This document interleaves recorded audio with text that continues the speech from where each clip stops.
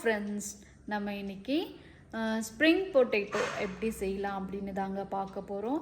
நம்ம கடையில் வந்து அந்த ரவுண்ட் ஷேப்பில் வந்து மிஷினில் பண்ணி அந்த ஸ்ப்ரிங் பொட்டேட்டோ பார்த்துருப்போம்ல, அதே மாதிரி ஆனால் வந்து நம்ம கொஞ்சம் டிஃப்ரெண்ட்டாக நம்ம வந்து கட் பண்ண போகிறோம்.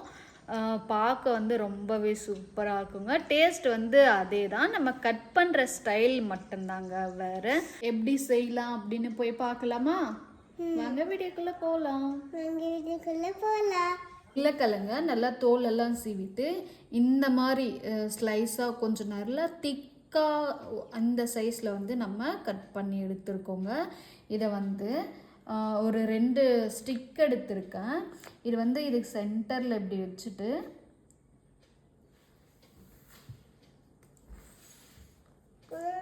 இது இந்த ஸ்டிக்கு மேலே வச்சு நம்ம கட் பண்ண போகிறோம்.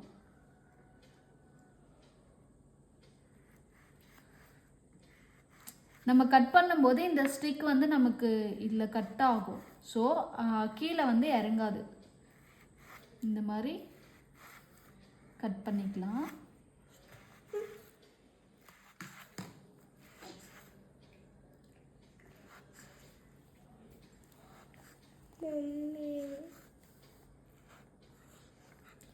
ஒரு சைடு வந்து இந்த மாதிரி கட் பண்ணிட்டோம். இப்போ இன்னொரு பக்கம் திரும்பி அதே மாதிரி இந்த ஸ்டிக்குக்கு நடுவில் வச்சுட்டு இப்போ நம்ம நேராக இப்படி கட் பண்ணணும். இப்போ வந்து சைடாக கட் பண்ணணும். இந்த மாதிரி சைட் கட்டிங்.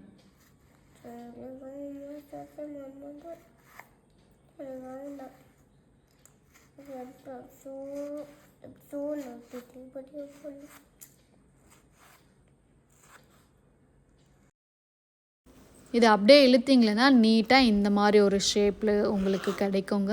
இது வந்து இன்ஸ்டன்ட் கிறிஸ்பி பொட்டேட்டோ அப்படின்னு சொல்லலாம், இல்லைன்னா ஸ்ப்ரிங் பொட்டேட்டோ மாதிரி தாங்க. இதுவும் ரொம்பவே சூப்பராக இந்த மாதிரி ஒரு ஸ்ட்ரக்சர் கிடைக்குங்க உங்களுக்கு. இது வந்து நம்ம கட் பண்ணிவிட்டு அப்படியே ஒரு பவுலில் வந்து தண்ணியில் போட்டுடணும், இல்லைன்னா அந்த கலர் எல்லாமே மாறிடும். ஸோ தண்ணியில் போட்டுடலாம்.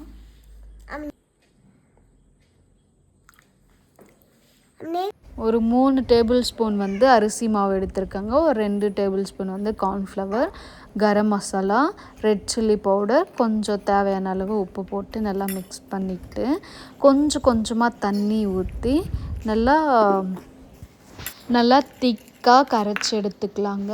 நான் வந்து கொஞ்சம் தண்ணியாக கரைச்சிட்டேன்னு நினைக்கிறேன். அதுக்கப்புறம் நம்ம தண்ணியில் போட்டு எடுத்து வச்சுருந்த உருளைக்கிழங்க இதில் போட்ட உடனே இன்னும் கொஞ்சம் தண்ணியாக ஆயிடுச்சுங்க. ஸோ நீங்கள் வந்து நல்லா திக்காக மிக்ஸ் பண்ணி வச்சுக்கோங்க. அப்போ தான் வந்து தண்ணியில் எடுத்து வச்சு திரும்பி இதில் போடும்போது தண்ணி ரொம்ப தண்ணியாக இல்லாமல் நல்லாயிருக்கும். இது அப்படியே சூடாக நல்லா எண்ணெய் காயும் போது ஒன்றா போட்டு ஒரு 10 நிமிஷம் பொரிச்சிங்கன்னா சூப்பராக நம்மளோட ஸ்ப்ரிங் பொட்டேட்டோ ரெடி. இதுவும் நல்லா கிறிஸ்பியாக ரொம்பவே சூப்பராக தாங்க இருந்துச்சு. நீங்களும் மறக்காமல் ட்ரை பண்ணிவிட்டு எப்படி இருக்குது அப்படின்னு மறக்காமல் கமெண்ட்டில் ஷேர் பண்ணுங்கள்.